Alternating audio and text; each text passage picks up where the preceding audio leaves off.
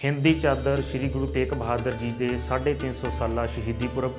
ਅਤੇ ਧੰਨ ਧੰਨ श्री गुरु गोबिंद सिंह जी के 350 साला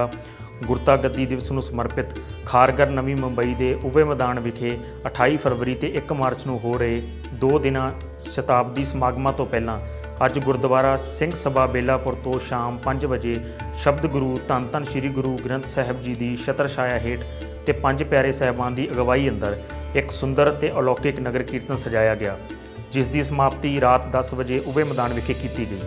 इस मौके कैबिनेट मंत्री श्री रामेश्वर नायक, divisional commissioner Shri Vijay Suryavanshi, chairman भाई जसपाल सिंह संधू, भाई चरणजीत सिंह हैप्पी, ज्ञानी साहिब सिंह, हरदीप सिंह संधू, मलकीत सिंह बल आदि तो इलावा वड्डी गिनती में संगतां मौजूद सन।